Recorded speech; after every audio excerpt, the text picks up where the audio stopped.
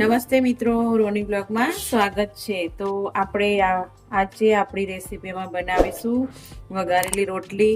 એ પણ તમે વધેલી વઘારેલી રોટલી હશે પણ કોઈ દિવસ નાખી નહીં તો એ રોટલીને આપણે મસ્ત એવી રીતે આજે વઘારીશું. એક અલગ જ રીતે આ રીતે બધી રોટલીને આપણે આ રીતે ભાગી લેશું, ઝીણી કરી લેશું, એકદમ ચૂરમા જેવું કરી લેશું.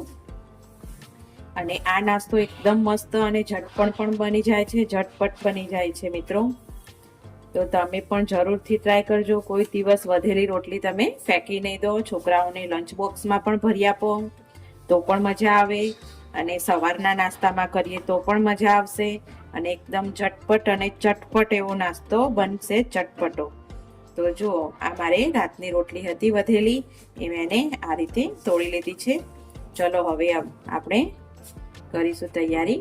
તો આપણે એક વાસણ લઈ લીધું છે, એમાં આપણે 3 ચમચી જેટલું તેલ લઈ લઈશું.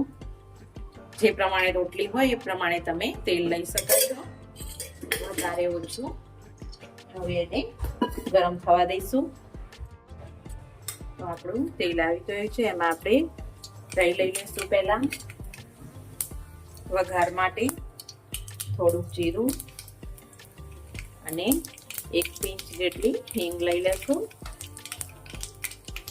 અને મેં અહીંયા લઈ લીધું છે 1 ડુંગળી, લીલા મરચા છે 2 અને મીઠો લીમડો જોડે એડ કરી દઈશું.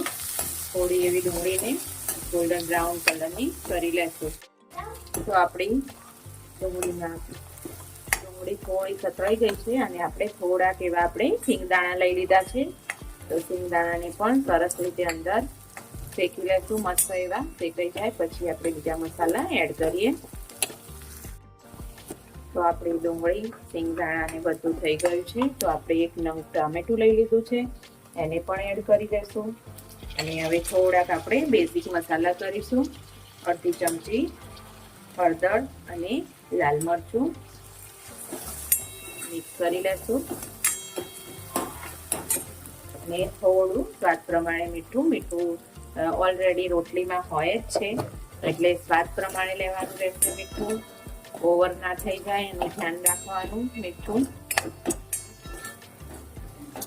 અને સરસ રીતે મસાલા આપણે મિક્સ કરી દઈએ. થોડી વાર 1 મિનિટ જેટલું ટામેટાને ચડવા દઈએ અંદર.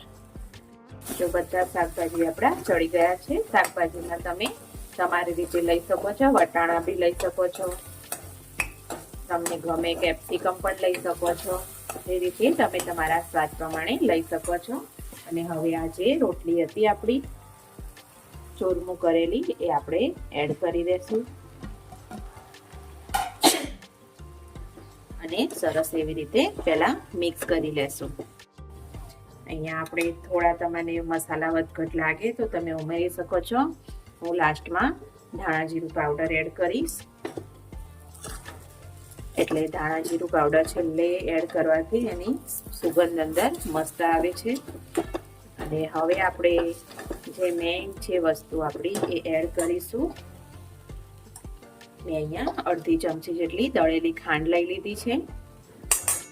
આ નાખવી જરૂરી છે, તમને ભાવે તો, અને ભાવે જ પણ. અને અડધું થોડું એવું લીંબુ સ્વાદ પ્રમાણે લેવાનું છે. ખાંડ નાખી ખાંડના સ્વાદને બેલેન્સ કરવા માટે લીંબુ લેવાનું છે, એટલે આપણો ચટપટો એવો ટેસ્ટ આવે છે. મસ્ત રીતે તૈયાર થઈ જાય છે. અને બધું જ ફરીથી મિક્સ કરી લેશું પાછું. અને છેલ્લે આપણે કોથમીર નાખી દઈશું કોથમીરને. તો આપણી ચટપટી એવી આપણી રોટલી તૈયાર છે. હવે આપણે સર્વ કરી લેશું. તો મિત્રો જો, આપણો મસ્ત અને જલ્દી અને ચટપટો નાસ્તો તૈયાર છે. આપણે સવારના નાસ્તામાં પણ લઈ શકીએ છીએ, છોકરાઓના લંચ બોક્સમાં પણ તમે ગમે તે રીતે આને ખાઈ શકો છો. સાંજે હળવો નાસ્તો કરવો હોય સાંજના ટાઈમે તો પણ કરી શકો છો, અને તમારી રોટલી પણ વેસ્ટ નહીં થાય. એવો મસ્ત એવો નાસ્તો તૈયાર થઈ જશે. તો મિત્રો તમને આ મારો વિડીયો આ ગમ્યો હોય તો લાઈક કરજો, શેર કરજો, સબસ્ક્રાઈબ કરજો એન્ડ થેન્ક યુ. લાગે છે ને મસ્ત?